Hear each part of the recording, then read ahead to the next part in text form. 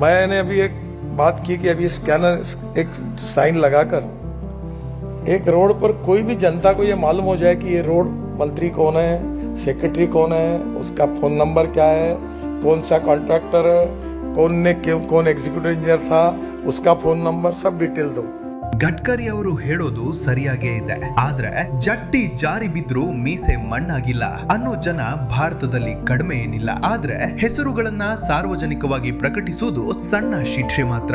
ನಿಜವಾದ ಬದಲಾವಣೆ ಪ್ರಾರಂಭವಾಗುವುದು ನಾವು ಯೋಜನೆಗಳು ವಿಫಲವಾಗುವ ಕಾರಣವನ್ನ ಅರ್ಥ ಮಾಡಿಕೊಂಡಾಗ.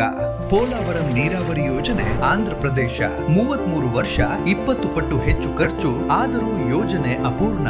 ಪಂಪ್ವೆಲ್ ಫ್ಲೈಓವರ್ ಮಂಗಳೂರು 25 ಕೋಟಿಯ ಯೋಜನೆ ಮುಗಿಯಲು ಬೇಕಾಯಿತು 15 ವರ್ಷ. ಅಷ್ಟೊತ್ತಿಗೆ ವೆಚ್ಚ 55 ಕೋಟಿಗೆ ಏರಿತು.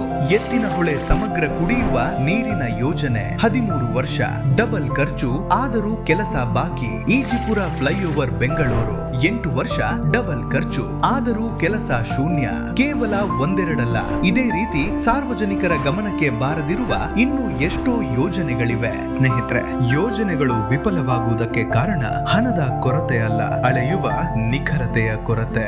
2018ರಲ್ಲಿ ಮಾಸ್ಪಿ ಅಂದ್ರೆ ministry of statistics and programme implementation ಮೂಲಕ ನಿಯೋಜನೆಯಾದ ಕೇಂದ್ರ ಮೂಲಸೌಕರ್ಯ ಯೋಜನೆಗಳ ಸ್ಥಿತಿಯನ್ನು ನಿಯಮಿತವಾಗಿ ಪ್ರಕಟಿಸುತ್ತಿದೆ. ವರದಿಯ ಪ್ರಕಾರ ಯೋಜನೆಗಳ ಮೂಲ ಅಂದಾಜು ವೆಚ್ಚ 18,17,000 ಕೋಟಿ, ಆದರೆ ಪೂರ್ಣಗೊಳಿಸಲು ಬೇಕಾದ ನಿಜವಾದ ವೆಚ್ಚ 21,33,000 ಕೋಟಿ, ಅಂದರೆ 3,16,000 ಕೋಟಿ ಅಧಿಕ ವೆಚ್ಚ ಕೇವಲ ತಪ್ಪಾದ ಅಳೆಯುವಿಕೆ. ಇದೇ ರೀತಿಯಲ್ಲಿ 2024ರ ಮೇವರೆಗೆ 5,71,000 ಕೋಟಿ ವೆಚ್ಚದ ಓವರ್ ರನ್ ಕಂಡಿವೆ ಎಂದು ಅಧಿಕೃತ MOSPI ಡೇಟಾ ಹೇಳಿದೆ.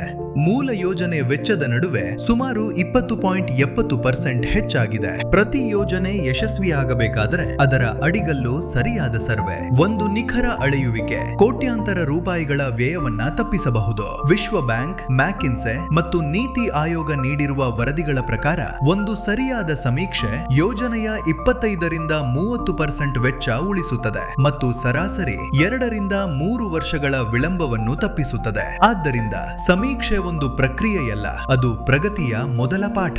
ಒಂದು ಯೋಜನೆ ವಿಳಂಬವಾದರೆ ಕೇವಲ ಕಲ್ಲು, ಸಿಮೆಂಟ್ ಅಥವಾ ಕಾಗದ ನಷ್ಟವಾಗೋದಿಲ್ಲ, ಜನರ ಆಶಯ ನಷ್ಟವಾಗುತ್ತದೆ. ಒಂದು ಸೇತುವೆ 4 ವರ್ಷ ತಡವಾದರೆ ಆ ಸೇತುವೆ ಇಲ್ಲದ ಕಾರಣ ಒಂದು ಗರ್ಭಿಣಿ ಮಹಿಳೆ ಆಸ್ಪತ್ರೆ ತಲುಪುವ ಮೊದಲು ಜೀವ ಕಳೆದುಕೊಳ್ಳಬಹುದು. ಒಂದು ರಸ್ತೆ ಯೋಜನೆ 2 ವರ್ಷ ತಡವಾದರೆ ಬಾಲಕರು ಶಾಲೆಗೆ ಹೋಗೋ ಸಮಯ ದ್ವಿಗುಣವಾಗುತ್ತದೆ. ಅಳೆಯುವಿಕೆ ಅಂದ್ರೆ ಕೇವಲ ಅಳತೆ ಅಲ್ಲ, ಅದು ಬದುಕಿನ ದಿಕ್ಕು, ಅದು ಜನರ ಹಕ್ಕು, ಸರ್ಕಾರದ ಹೊಣೆ ಮತ್ತು ರಾಷ್ಟ್ರದ ಗೌರವ. ಅಳೆಯುವಿಕೆ ಸರಿಯಾದರೆ ಅಭಿವೃದ್ಧಿ ಕೇವಲ ನಕ್ಷೆಯಲ್ಲಿ ಅಲ್ಲ, ನೆಲದ ಮೇಲೂ ಕಾಣುತ್ತದೆ.